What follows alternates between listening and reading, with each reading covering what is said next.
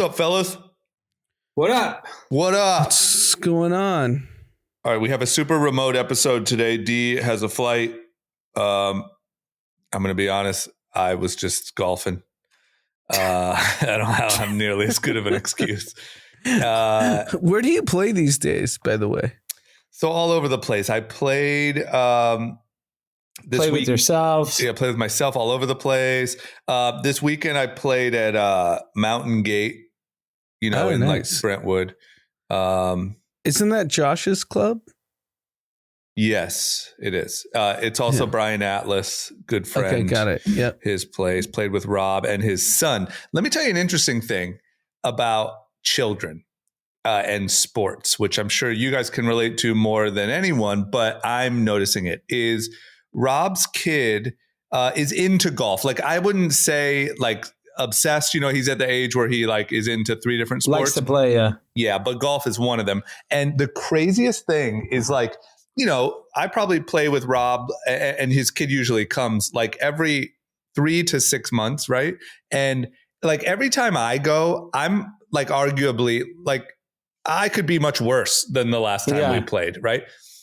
This kid makes such leaps and bounds. Yeah, it's so every amazing. time I see him. It's so crazy. Like, I'm not kidding. He's, I think, like 7. I think probably in maybe a year, definitely 2, he'll beat me. Yeah.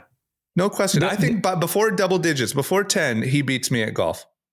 The way, like, obviously I live at a park, so I'm seeing the same kids for the last 3 years. Yeah. And I obviously see my kids. The speed at which they progress is just insane. It's insane. It's so insane. insane. I'll even tell you, like, it's just not even physical. Also, like, my oldest got into chess this year. And he got really into it. 7-year-old. He's on like a chess club at school. And I played chess, occasionally, like in college, just for fun, like whatever, or high school. Right. I used to play chess.com. I'm a novice at best. I know the rules of the game. I think Dom would beat me if I played chess. Dominic beats me 3 out of 5 times. And, really? And the funny thing is I don't think he's that good. I just think I just think the speed at which he's developing and where I stopped. Yep. Like, I watched his chess club friends play chess. I could not keep up. Like, just mentally. It's just like the speed that you learn. I don't know. There's something different about it's almost like Anand, I know that you say you don't want to start golfing, even though a lot of your friends do, because you don't want to be bad at, you don't want to suck. It's too hard to start now. Like, kids just don't care, I don't think. And like they just are having so much fun with everything. Like, there's no like ego to it. And I don't know, man, but watching how kids, it's crazy, man. It's how old Dom? Same as Coda's age, like 6 or 7. Yeah, so Dominic is 7 and he'll be 8 in August. And just seeing like Dominic, like he's playing baseball right now, and he's like had an all-star game today, and he's the pitcher. And I'm like, this kid could not pitch 6 months ago. Yeah. 9 months ago. Now he's striking 1, 2, 3 out. I was like, what is going on? Like this weekend, I probably got like a worse score than I would have like a year ago. And this kid is just like catching us. Like, you can see it. So good. And you said he's 7? He's 7. Yeah. But he went like a year ago. We would go to that little golf course over at Weddington in Studio City. And like, it would take him a few tries to even like kind of hit the ball off the tee, and now it's just, man. Well, it's so awesome. Given what we know about Rob, he's going to make sure this kid's going to be. Yeah. Like He said he's going to start with lessons. And like, I mean, he'll probably be a little Charlie Woods in no time. Yeah. It's fascinating just observing just the development. I obviously know more from sports than anything else because I literally sit at a park for the entire year. Yeah. And just watching not only my kids, but just the kids that they play with get better and better and better so fast. Yeah. like you go from like basically not knowing how to play a sport like 2 years ago. Yeah. Like 2 years ago, Dominic did not know how to play baseball or fucking any sport. Yeah. But so here's the one thing. Good now. Yeah. Yeah. Because we're all around young kids at this point, and you see the Tiger Woods videos of him at 2. Yeah. Golfing. Absurd. And then you see the Justin Bieber videos of him like playing instruments. Yeah. I haven't seen that yet. No. When you see that, you got to go full. But here's one thing. Jackson fan. Yeah. Right? Yeah. And by the way, the 3 people you mentioned don't have great fathers, by the way. So the 3 high achievers. None of them are winning Father of the Year. Right. And so I don't know that you can get both. No, I agree. I actually think, I think if I saw that, I would be really concerned. If they're that good at something? Yeah, because you don't. Yeah. You know something's lacking. You don't get there by accident. It means you're sacrificing something else. And to be a well-adjusted adult, you have to have balance. It seems like the main. Without balance, you're not going to be well-adjusted. Yeah, it seems like the main thing is like if you're taught that you like love depends on you winning. Yeah. Or you being the best. That seems like the recipe for There's plenty of greats that didn't have that. Federer didn't have that. He just played every sport. Yeah, it's not a must. Yeah. I don't think it's a must, but I think it's common. No, yeah. I mean, Tom Brady had a very normalized childhood, and then at some age, at 14 or whatever, he got intense and became great. And I'm sure Drama's read the book Range, right? Yeah. Mm-hmm. And Federer is just like, he just played everything, and then he gravitated towards tennis. Yeah. But I do want to say, I'm not accusing, because I'm definitely not saying all high achievers have mental issues. But I will say that that book also didn't get into like personal motivations or childhood traumas. It just got into like, he's so good because he practiced all these different disciplines. But as far as, I don't know, who knows? Yeah. Well, but it's not a must. It's not a must. I think kids who go through a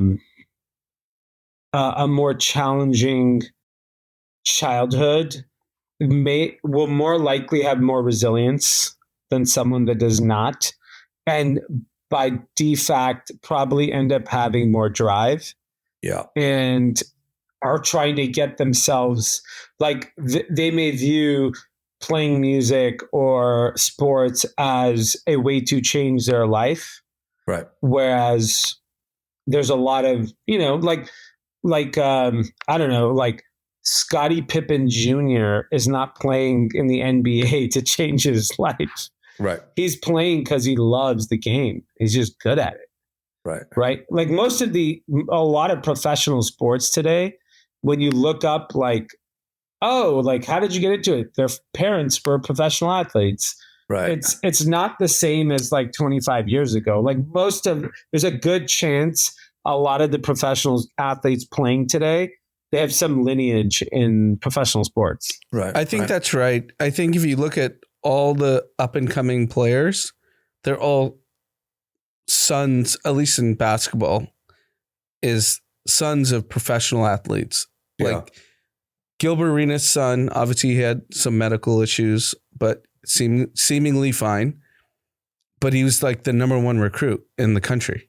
I think where you see it not as prevalent as in soccer, where like, I don't know what's happening in soccer, but like these kids just like at 5 years old are so damn good. They get recruited, they get trained.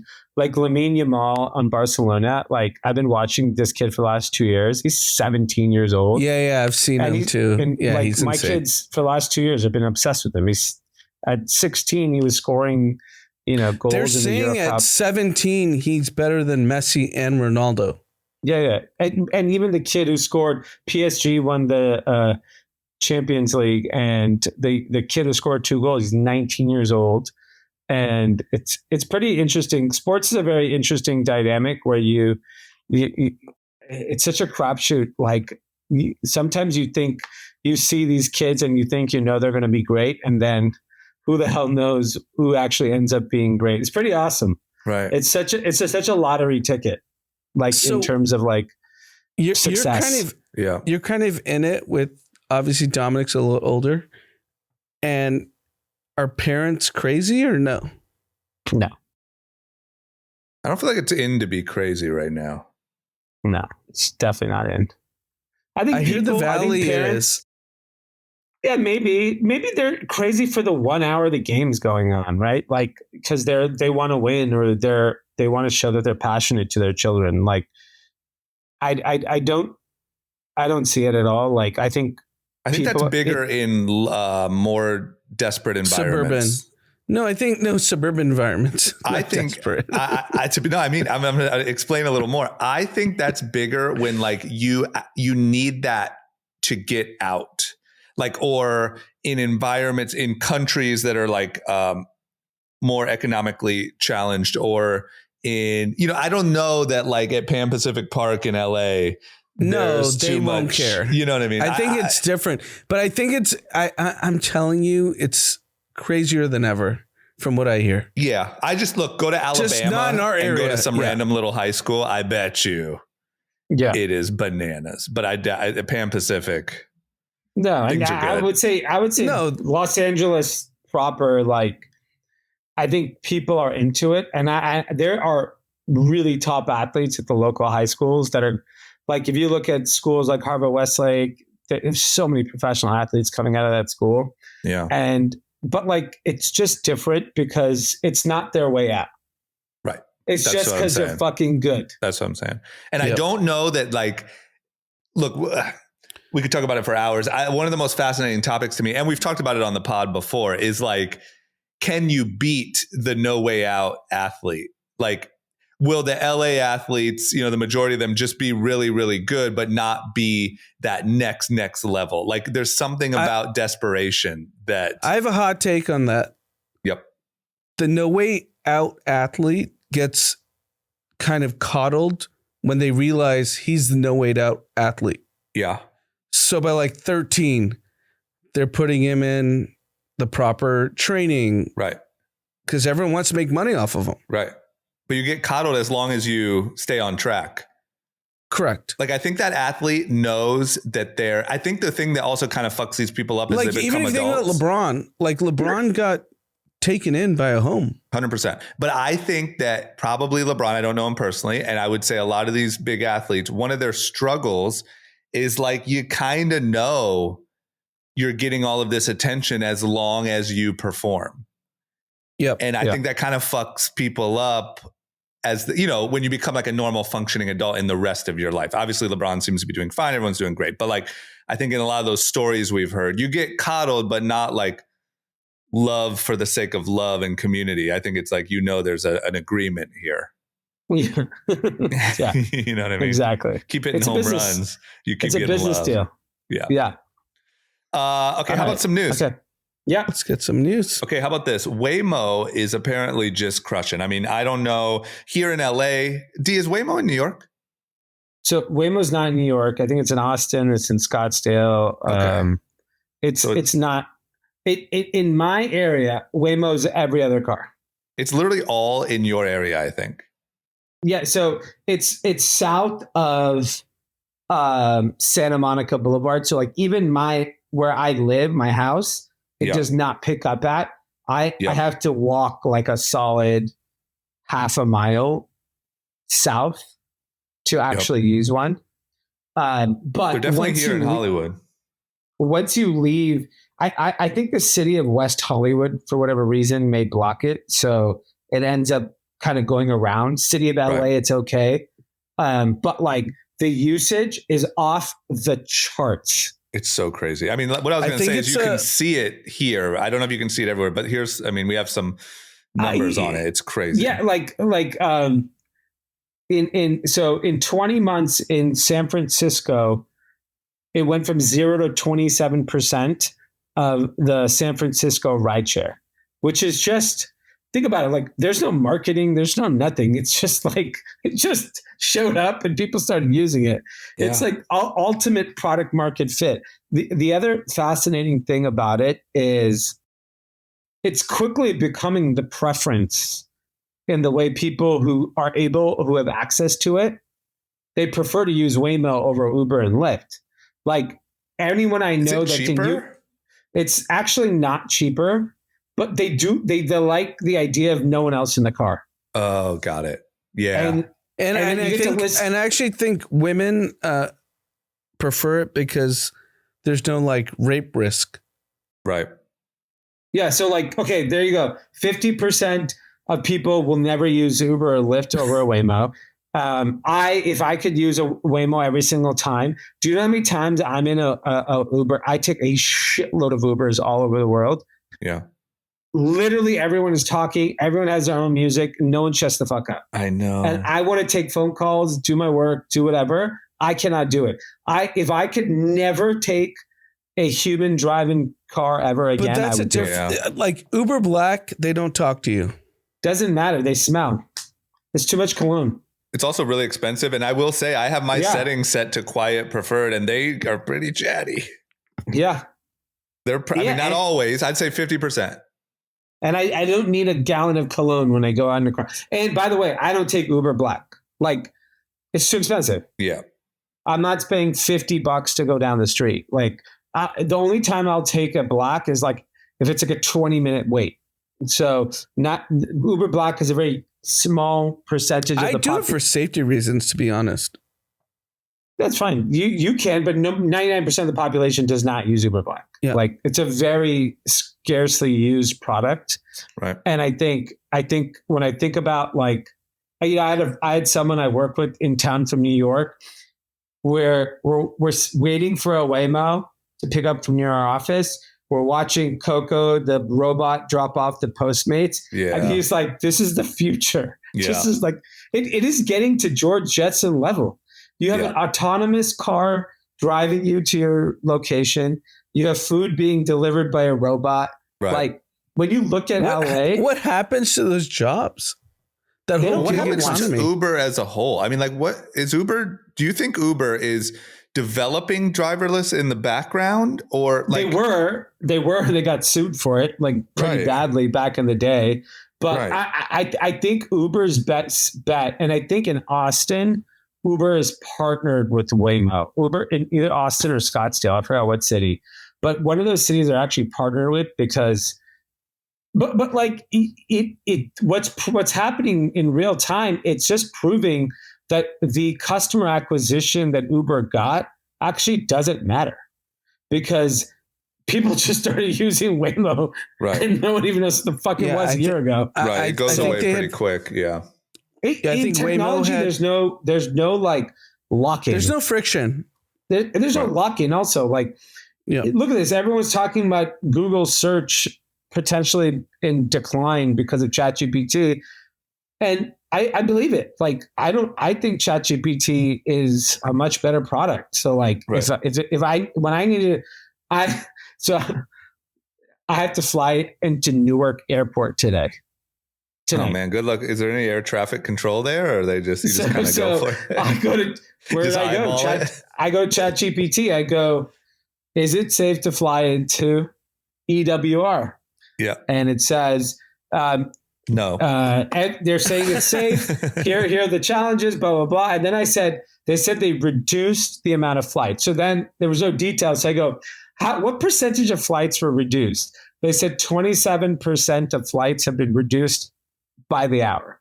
Wait, is that strictly because they don't have enough air traffic control? Is that right? Yeah. Yeah, I believe.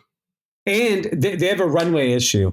They've been working on another runway that's been closed, and it doesn't open till June 15th. Thank you, ChatGPT. Nice. So on June 15th, that runway opens, and then the full capacity will go back. But as of now, interesting enough, the United Airlines CEO was on like something I was watching on CNBC, and he said that if you want a cheap flight this year, fly out of Newark. Oh, shit. So I was like, I looked it up and I was like, it is cheaper. It's a lot cheaper. Oh, shit. You're just playing with fire. So do you feel better after talking to ChatGPT? I do.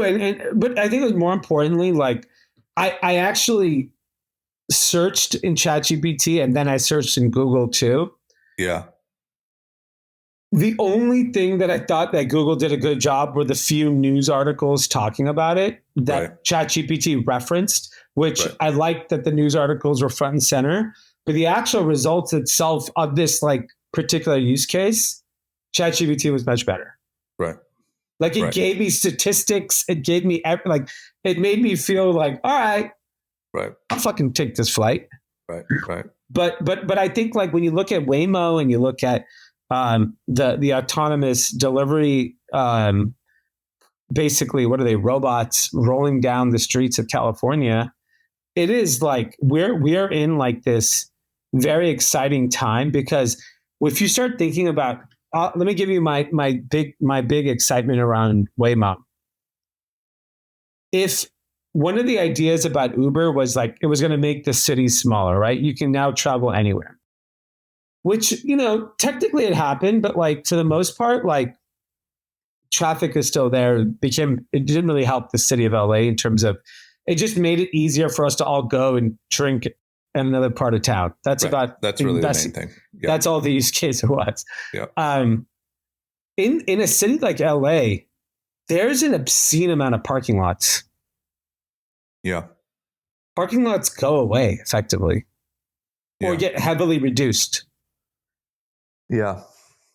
Like, think about this. I think the retail footprint. So I have to go to, I actually have to go to a golf event tomorrow. Nice. And so I don't have. Are you golfing? No, I'm not golfing because I don't have clubs. It's just like too complicated. But I'm going to go and sit in the clubhouse. I go in my closet today. I don't have a polo shirt. Mm-hmm. Which I was like, how do I not own a polo shirt? This is insane. I know. I was the same way. Now it's all I have.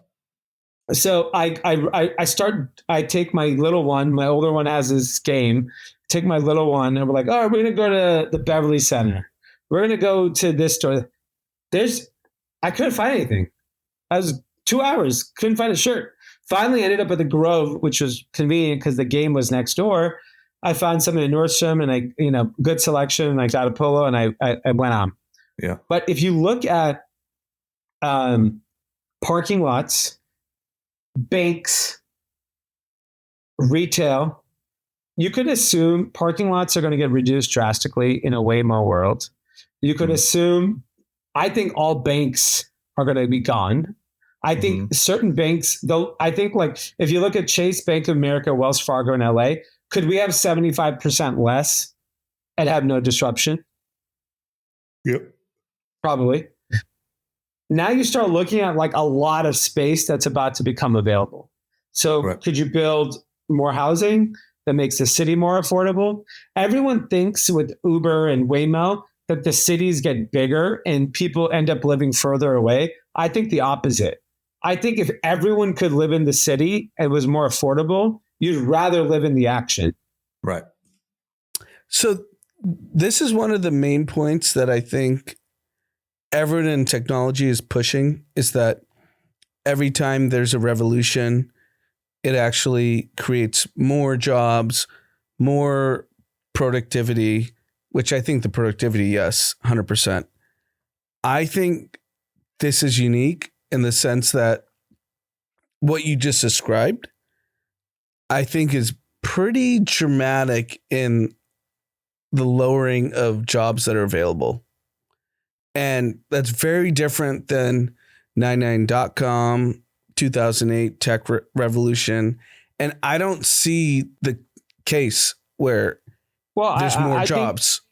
I do. I actually think, I'll tell you where there's going to be more jobs. There's going to be new industries, new careers, more businesses, and there's going to be stuff that we can't even think of. More businesses, yes, but fewer people. But I disagree. I think there'll be mass deflationary issues, right? Like transportation will go down, all kinds of costs will plummet, which will be that make the cost of living hopefully a lot cheaper in a lot of places. Like think about car insurance.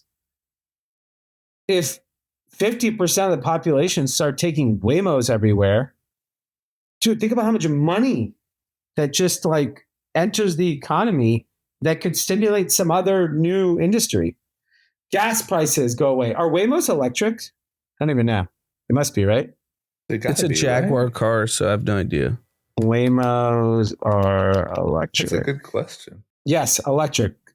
Okay, right. So like you start looking at like a lot of things start shifting. But so where's the job creation? What? Where's the job creation? New industries. I couldn't have told you in 99 what the new jobs were going to be. I couldn't. I had no idea.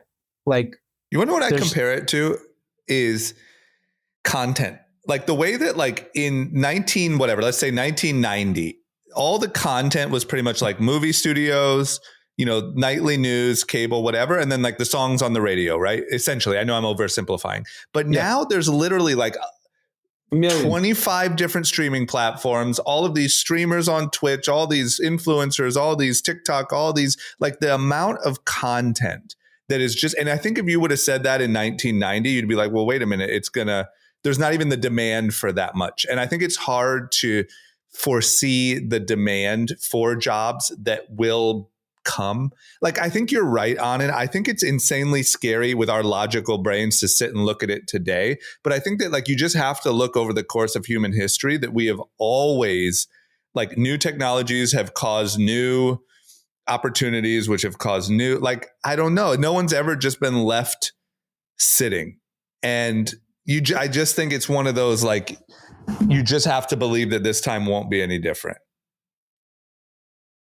I mean, it's optimistic to believe it's not different. I listened to, I don't know if you guys listened to the last All In. I did like 20 minutes. I missed it. And Jason asked Friedberg, Chamath, and Sachs this exact same question, and no one answered it. And he goes, we don't know. So he's like, okay, so no one has an answer of how you're going to create jobs. Okay, well, that's like saying you'd be a trillionaire. You know what I mean? Like, it's one of those things that you can't know, but I think you have to just be optimistic. That's the AI czar. Right. But I don't think it's possible. Why shouldn't he have an opinion? That's absurd. That's like saying the person who... He's the head of AI. I know, but you can't know it. If he knew it, he should literally retire from that role and create the next business that's going to draw all this attention. I think the only thing you can do is look at human history and say, okay, it's never happened before. It's kind of like that saying, you can be, pessimistic and sound smart, or you can be optimistic and rich. It's sort of like that. It's like, right now, logically at a dinner table, we don't know. And it's easier to be like doom and gloom about it. But to think that this is the only time of all advancements in human history that, you know what? Yeah. No, on this one, everyone's fucked. I just don't. I think if you read history around the wheel, the plow, the TV, the radio, these were things that people were very scared of, that like literally going to erase. I think it's how much human nature to find the opportunity. But here's my counter to it, and I'm not trying to be doom and gloom. And I believe AI is going to be in a transformative product that changes the world. There's no question. Mm-hmm. Like, all of us agree on that. I don't see how you can employ more people than fewer people. I would disagree. I would say in 5 years, we'll see that. I bet you we'll have higher employment and a higher quality of life and deflation. That's my prediction with AI. Because I'm going to bet on optimism, and I'm going to bet on forward progress of humanity. It's not real, like, actual logic, right? That's just saying, I believe in the future. Well, if you should go buy gold bars and build a bunker then with your trade intelligence. So exactly. So you're going to be the pessimist in this. I'm going to be the optimist and say that I actually think human innovation will drive a flurry of new industries that will create more jobs and a better quality of life. Quality of life today is substantially better than it was 20 years ago. I'm going to bet that human life is going to be better 20 years from today. Guaranteed. Do you know what this reminds me of? 15 years ago, the way very, very smart people were talking about crypto. And they were like, yeah, this is the future. Like, you're not going to believe it now, but it'll happen. And it happened. And then the same very smart people are talking about AI like, yeah, this is going to displace a lot of people. What does that have to do with anything? That doesn't even talk about jobs. What does that point have to do with anything? They're saying like 50% of white collar jobs will be displaced. Like all the smart people are saying it. But here's the thing. They're all saying it. But here's the other thing is like, what can we do Bill about Gates is saying that? I didn't use Bitcoin once in my life to buy anything. So all the smart people were fucking wrong. They were telling me it was going to replace fiat. They said it was going to replace fiat currency. That did not happen. It it hasn't. It hasn't. It hasn't. You've never used anything to buy anything with Bitcoin, and neither has anyone else. It has 0% adoption. Zero. To me, it's the same as the internet. It's a $2 trillion asset. What are you talking about? It's a buy and hold asset. It's like gold. Right. You're not trading gold. It's not replaced currency. It hasn't. It could be a valuable asset. It could be worth 10 trillion, but it doesn't mean. I don't think AI is a job creation industry. Sorry, I just don't. Okay, well, that's fine. You don't have to. But there's no like next action you can take based on that. Yeah. You don't have to think that. There's no. We're not even mad at you for it. We wouldn't even sit here and argue with you too much longer. But there's nothing to do with it. And I think that the main thing is just. People I'm sure said that about the wheel, the car, the internet, the everything. And every time the printing press, it's been wrong. I think humans are just way more adaptive than we realize. Yeah. And I think that like when a new naturally someone's going to discover the opportunity that AI creates and everyone's going to follow that model because they see opportunity. And that's just how we are. And it's going to be that, who knows, maybe every person can be an entrepreneur. Maybe we look at entrepreneurship as just like, it's not even a word anymore because it's just how people make money in jobs. 20 years. It's just called a job. Yeah. Maybe, all of this like quiet quitting and all that shit is just gone because everyone, I don't know, but like, there's no way to tell. It's just the fact that there's nothing we can do. If we settle on, yes, it's going to displace 50% of the population. Okay. What do we do now other than like sleep a little worse at night? There's nothing we can do. I think it's going to be fine. Yeah. Tell me one industry that would be created. Micro content.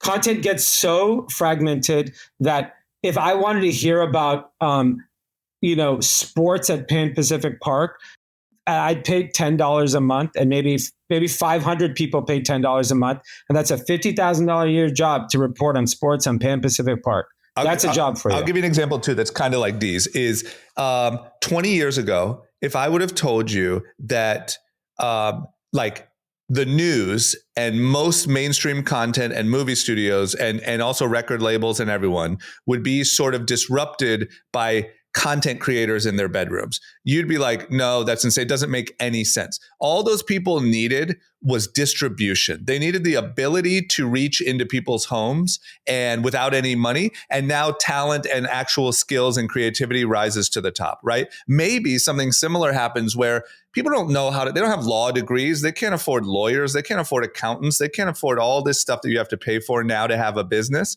And if you actually sort of democratize that and everyone has those skills, real creativity. So maybe a bunch of massive businesses get disrupted. There's a million small businesses the same way there's a million small content creators. I just think the world looks different in 20 years. You can't guess. If you could guess, you could make an app or a product today and we would literally be billionaires when that time comes. So here's the point that you just made. Yeah. It takes 1 to 2 people to do exactly what you said. Yep. But 10 years ago, it took 30.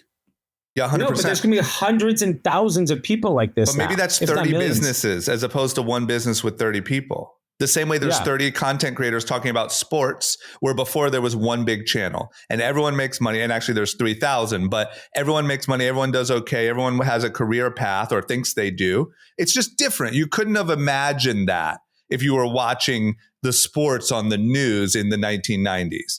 But the biggest figures in media is a great example, or movies or whatever. It's not who everyone thought they were. It's all different people. If you were trying to explain 30 years ago that Kai Cenat would be the biggest celebrity in the world, at speed, you wouldn't be able to comprehend it. 5 years ago, you couldn't comprehend that. Right. 5 years ago. 2 years ago. You'd say, no, who's their agent? That's what I'm saying. What That's why I knew, like, put it like this.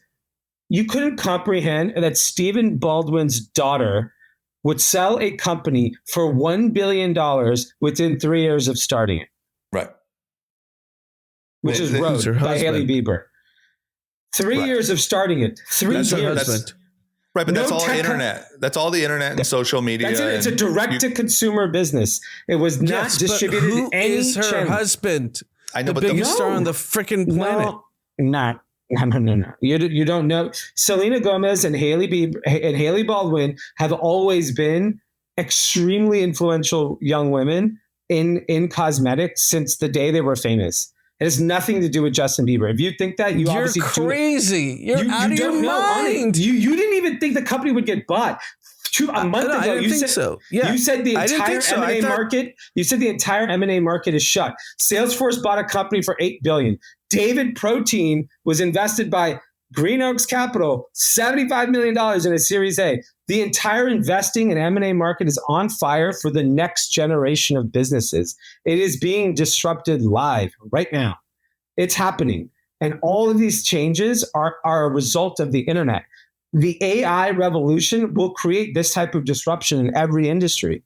It just will. Yeah, I agree. I think it's something similar to that. You never could have guessed it. 10 years ago, 20 years ago, whatever you're talking about. But I think it's the same thing. Yeah, I think we have to think the same way. There's no reason, there's not one piece of historical evidence that has proven otherwise. It's maybe been really tough for some people, like definitely individual households, for sure. That's a problem. But the human race, like as humans, as the Americans, let's say, I just like pattern recognition.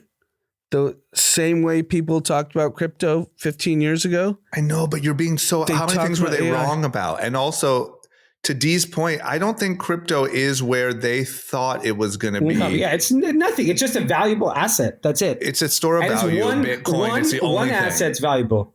Right. Bitcoin. Nothing else in crypto is valuable. Ethereum's a $1 trillion asset. No, it's not.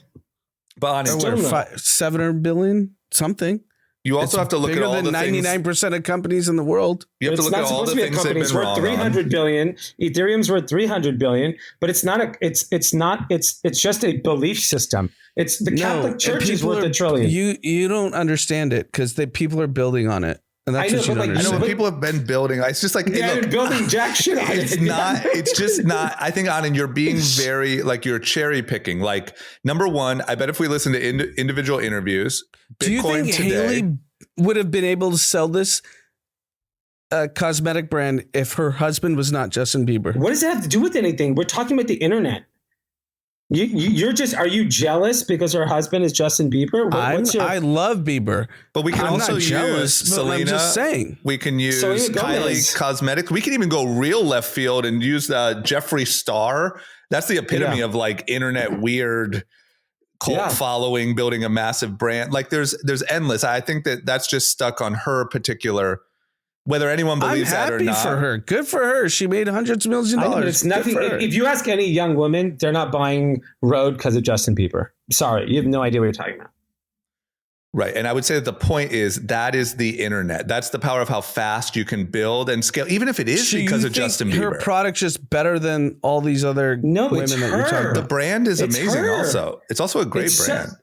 It's the packaging, it's the name, the design, it's just everything. She hit it out of the park. But I want to make a point real quick because I think that we're looking at this wrong. What's between Road and Rare as a brand? But hold on. Even if it is because Justin Bieber is her husband, that still makes the point. It's the fact that you can make and scale a business based on, internet hype and, most of the information that people are getting about Hailey and Justin is from the internet. It's not like mainstream media blew them up. That's what allows you to have this cult following and allows Hailey Bieber and everything about her to even have a platform to market. Without the internet, there is no Road Cosmetics. And so that is still the point, is it allows you, for whatever reason you have hype, whether it's your husband or your life or your beauty or whatever, you can build and scale a brand so quickly when you could never have done that pre those resources. So I think that still is the point. And I think that the difference is in 10 years, a young lady who just has a small following, maybe she has a boyfriend with a small following, a little mini Bieber, and she's going to be able to make and staff and do the legal work and do the accounting work for her cosmetics brand and sell it for $100,000 because of having all those resources. I think it's something like that, where that woman would have worked in the social media department at Rode if she was lucky. And now she has her own little business. So here's another point. So Kai Cenat, one of the biggest stars in the world. Yeah. Right? Mm-hmm. How big do you think his staff is? Bet you it's a lot of people. Probably 10. No, probably 15. Go. 15 people. Yeah. That used to be 100 for a celebrity. I know, but there's going to be thousands of Kai Cenats. Right, but you're making the point. Kai Cenat would have worked for a celebrity. He would have been Michael B. Jordan's social media coordinator. Yeah, now he's fucking bigger than Michael B. Jordan. Like, that's the point. The person who would have been a good employee is now able to like the only reason Kai Cenat was able to bring it. Look, Kai Cenat, for all I know, grew up in a rough part of New York, probably didn't have, from his stories, not just guessing this, had a relatively tough childhood, but naturally, obviously, is an incredible entertainer. And the technology of Twitch, him being able to broadcast like he's MTV from his bedroom, showed that this kid actually has great talent. And now he's bigger than anything on MTV. And there's also 5,000 other people inspired by Kai Cenat who are able to have a path towards a career as well. That is the point. It gives more people a path. And I think that we have seen in the past that's a net positive. Look, I know I gave the negative outlook. I hope you guys are right. Well, I'm pretty sure I'm right. Yeah, I'm pretty sure we're right on some level, meaning it will be positive. I don't think and if not, we're just entering the dark ages and we're all fucked and it's going to be war in the streets. Because it's real bad. The future of just jobs are gone and like universal basic income is our best bet is real dark. Yeah. And I think we have such smart people. I think human nature is like very much survival instinct, and we adapt. And, I think COVID was an example of like humans adapted to a very different environment and like somehow we survived and came out of it. And I think there will be a lot of that will happen, where there will be fear, as a lot of times there are in these types of situations. And then like, as you kind of start doing the motions, you're like on the other side of it. And I think, and that's why I'm optimistic, because there's such like a shift happening in the world and the economy. And you're seeing like, whether it's Rode being acquired or David Protein getting $75 million, Touchland, the sanitizer brand, which, basically got created kind of post-COVID, not even like during the peak of the early COVID, right. Like really coming out of it. A hand sanitizer brand got bought for $800 million. So just in consumer, in the last month, you saw 3 mega transactions show that like there's a shift. And these companies are being born out of like small little businesses that have become huge businesses overnight. And these things are happening so fast now. So it's very exciting. It'll happen in all industries, right? Like it's just not happening in consumer. It's going to happen everywhere. And I think it's a pretty, I think it's going to be a very exciting time because you're going to get to operate a business more efficiently. Right. I think it's just also like opportunity. Like, yeah. The one last thing about Kai Cenat is, imagine Kai Cenat's friends, as he was growing up in New York, said, wow, you're really entertaining. You should be an actor, right? Okay, well, number one, you have to pick a traditional route. Like you should be an actor. Then he's going to have to find the money or the resources to move to LA. He's going to have to network, try to meet people, try to find an agent, try to go to auditions all day, hope to get discovered by Nickelodeon so they can put him on some shitty show, which maybe gets canceled after 6 months. Now he has the ability to go straight direct to consumer from his bedroom to people, build an audience because he is naturally really talented. And I think that when you get rid of more things, like I said, like lawyers, accountants, all of these things, and you're able to actually connect direct to the consumer, I just think it's an abundant AI future, not a bleak, dismal one. So I think just to tie my point in, I think the economy grows incredibly. It's just who participates in it is going to be different. Right. And look, certainly some people will get screwed. That is for sure. Meaning if you do have a job, whatever, if you're an Uber driver and you're 55 and you lose your job and it's you don't have the energy to start new, like that, those stories will exist. But I think on net, I think GDP is growing. No question. Yeah, but I don't think GDP is just growing like with a few people. I think we're going to hear some stories. Like I said, the Kai Cenat of AI, story that was able to start a business and do all this stuff. I feel like in the relatively near future, we're going to hear a story about a person who was able to start a business because they didn't have to pay for lawyers and all the things that you have to do with AI. And it's going to be a pretty big business. And we're going to be like, wow, that's cool. So Sam Altman said this a year ago. So before AI became as prevalent as it is today. Yep. He said they will be a one-person company that's going to be $1 billion company. Yeah. Yeah. And I think there'll be 1 billion companies that pay for people's lives. That's all that matters. The median income is what matters. It's not about the billion. Fuck all the people that have become billionaires. Who gives a shit? I'm talking about people that make $40,000 to $60,000 a year. There's going to be 1 billion of those. Yeah. And that is what's going to create an exciting economy. I think that's true.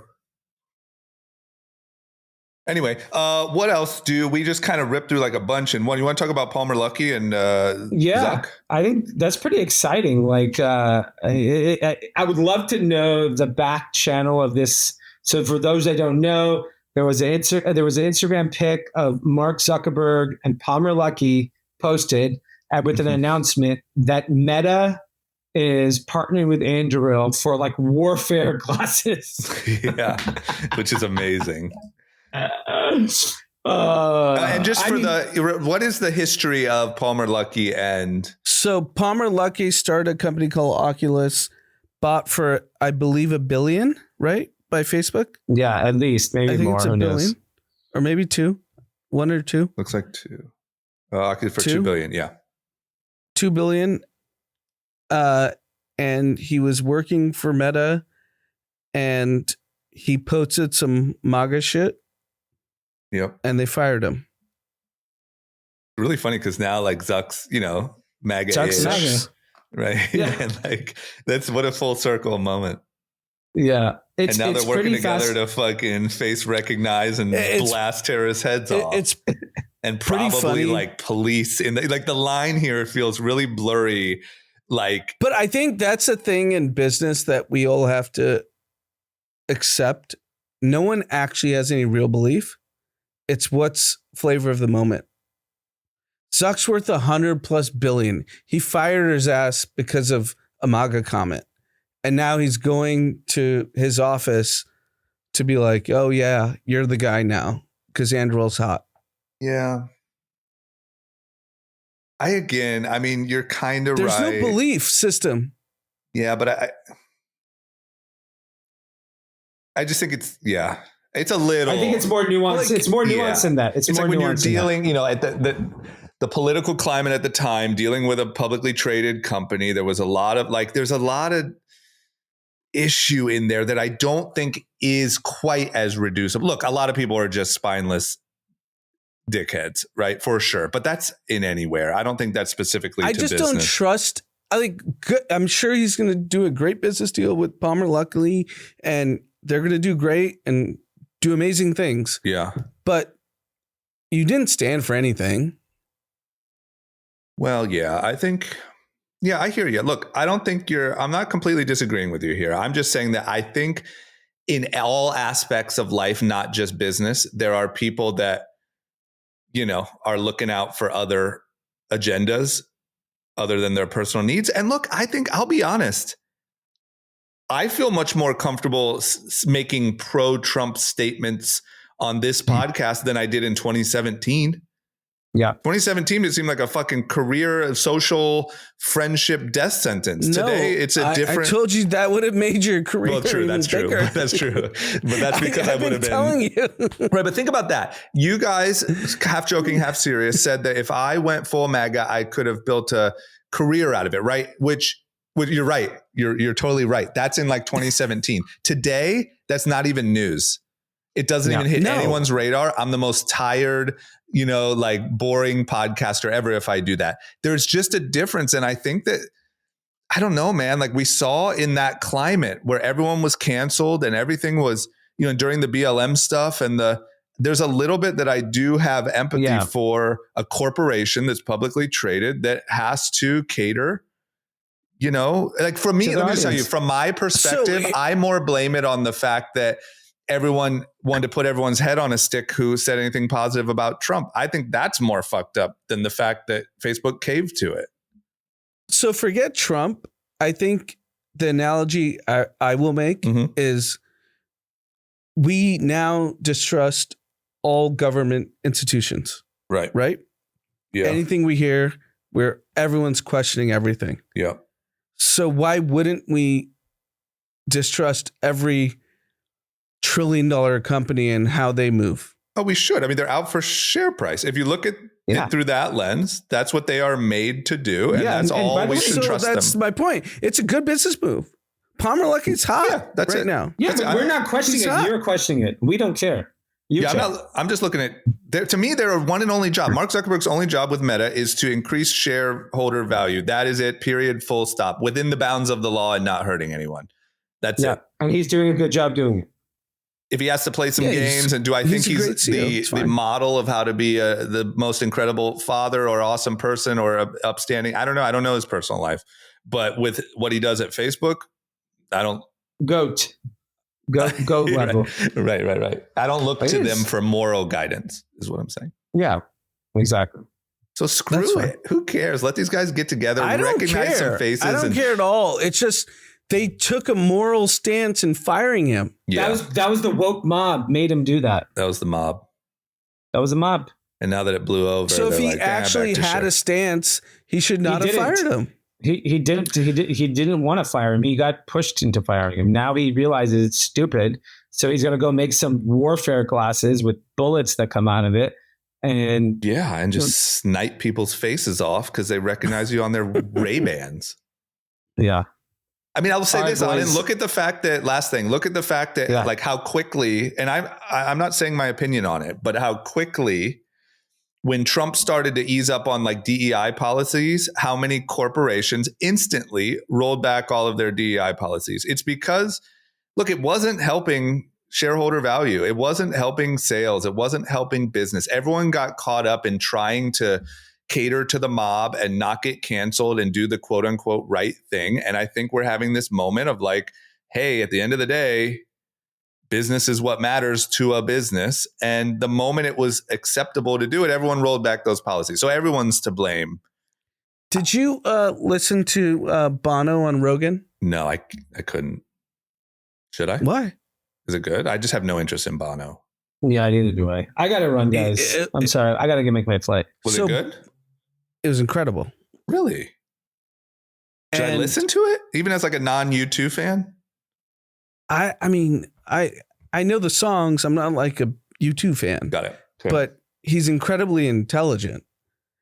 And this is why even like people that know that I'm liberal hate that I like Rogan. Mm-hmm. And if you heard his conversation with Bono, it was so just like honest and opening up to his opinins. Right. And I thought, when he has a Republican guy on, he's like honest and open up to his opinions. Right. And obviously Bono is a liberal, right? Right. And he said this one comment, Bono did, which I thought was like extraordinarily important. He said Warren Buffett told him, because, obviously he cares about AIDS. That's like his thing. Yeah. The red thing. Yeah. And that's like his passion in life. Yeah. He said Warren Buffett told him, if you tell America to worry about their conscience, you're not going to get anywhere. But if you tell America about the greatness of what you can do, you will get somewhere. And he said it changed his life. And that 2 lines literally made the podcast for me. Yeah. I was like, that makes so much sense. Like, stop like pandering to like your emotions and feelings. Just be like, no, we're America. Right. We can solve this shit. I mean, I agree with that so much. Don't you feel like that's the mistake that the left sort of went a little too hard 100%. Right. 100%. I agree. Yeah. Okay. Well, just based off that, I will listen to it. Because to be honest, I'm not a fan of U2. And I thought that Bono was just purely like sort of an activist fella. And I just didn't get to it. But if there's that makes sense to me. 2 sentences. Yeah. Yeah. I'll check it out. 3-hour pod got me. I was like, I literally I'm going to send it to a bunch of like activist moms in our community. Like, this is how if you want to help our cause, right? Think about it like that. Right. Yeah, I'll listen to it. I wouldn't have listened to it, but if you liked it, I'll give it a shot tomorrow. Yep. Good deal. Okay, Anand, have a great week. Yep. Listeners, have a great week. Josh, great week. Josh, do you have a mic? Yep. Josh, are you familiar with the Streamer University stuff and the Kai Cenat and all that, or no? You don't really pay attention to that? No, I pay attention to it. I'm in the content world, so it's just fascinating. Yeah. Okay, that was it. Did you see Tom Brady had speed? Did he? Yes. Yeah, it's just, man, these kids I'm fascinated by it. It's so crazy. It's crazy that Tom Brady knows he needs to go see Speed. I know. You know what I think is happening? Because it happened with Kevin Hart too. I think they're all their kids are so obsessed and they're like, who are these fucking guys that my kids love? Yep. You know, even like Trump going on Aiden Ross's stream and like, I think, because of Barron or whatever, like, I think it's the same with Kai. Apparently Northwest told Kim, yep, you need to that's true. Get me in touch with Kai. Yep. Fascinating. Okay. Everyone enjoy your week. Thanks for listening. Here's my last question. Yeah. Do you think they keep doing the streaming world, or do they do the movies like Kevin Hart and The Rock? Or is this a new kind of iteration of how celebrities go? Well, it's a good question. Like, I know that like Kai Cenat wants to do movies. I don't know. I think, to be honest, it's similar to like Vine or those sort of things where like everyone kind of tried something different a little bit. Some tried to become rappers. Some stayed on Vine. Some went to YouTube. Some went to WWE. I think it depends on the person and like their aspirations. And we'll see kind of what the most lucrative path was. Like maybe in 5 years, Kai Cenat's a movie star and Speed is doing obscure streaming ideas. I don't know. I couldn't really see that, but who knows, And what do you think their half-life is, to be honest? Because it's really short now. It depends on the person. I'm telling you, man, like you could have never guessed in the days of Vine that Logan Paul and Jake Paul would be, headlining Netflix and WWE in 15 years. But I'll say like Rob's a unicorn, right? He's lasted 20 plus years on television. Yeah. How many people have done that? Yeah, but that's kind of unique to, it's like a unique to like MTV at this era where kind of they're just interested in running ridiculousness every single day. It's everything. I think it's much more unique to the person than it is a rule set in stone. Like, I think the fun thing to watch is all of these guys and girls are going to naturally try to evolve into whatever their interest is. Like I said, some are going to try to be rappers and some are going to be movie stars and some are going to whatever. Some are going to stay on Twitch. And we'll get to see how it played out. But I think no matter what, the same way Logan Paul and Jake Paul are a really good example of like, they're still some of the biggest celebrities in the world from Vine. But they transition to being like fighters and WWE guys, right? Like Kai Cenat's not going to be a WWE guy. Yeah, but I think Kai Cenat could be like the next Kevin Hart. He could. I think that could be. He could be kind of chilling. Look, I think streaming is probably really, really demanding. Like, you got to do it a lot. You got to sit for hours in front of your camera. Like, I bet he'll be showing up on movie sets. Look, he's entertaining, so he has a skill. Yeah, not only that, but his audience is just going to be. If he was in a hit comedy, today, he'd be a movie star. I just think about all the TikTok people during COVID when we were recording. Yeah, like none of them really are relevant anymore. Well, it's really like Josh Richards has a podcast. Bryce Hall. Josh Richards. That's all because of Portnoy, right? Yeah. You know, the one thing I heard about Kai from an agent friend is if the agent asks him to like, hey, do you want to do a Warner Brothers movie or whatever? Yep. He's just like, no, I'll just DM him myself. Like he doesn't want to use the agent. Oh, right. He's like, yeah, that's funny. I have Instagram. Yeah, I think these new kids, man, I think it's just different. Their whole business, everything is done on fucking DM. It always blew my mind whenever I would or still on any level do work with, you know, influencer type people or whatever. Like a lot of them are very just resourceful, like that kind of like the world, the kind of agency world of like, talk to my agent and I'll blah, blah, my lawyers. And I don't know. It's a little different now, I feel like. No, he was telling me this new generation's so different. He's like, they don't even want to use this. There's like, yeah, I'll just DM them. Yeah, because they're doing everything on their fucking phones, man. It's so crazy. Crazy. Oh, you want to book a blockbuster movie? Right. Oh, yeah. It's like, what, you want me to DM Kevin Hart? Yeah, I'll do it. All right. All right. Great episode. Go. Good chatting. Have a good week. And take care.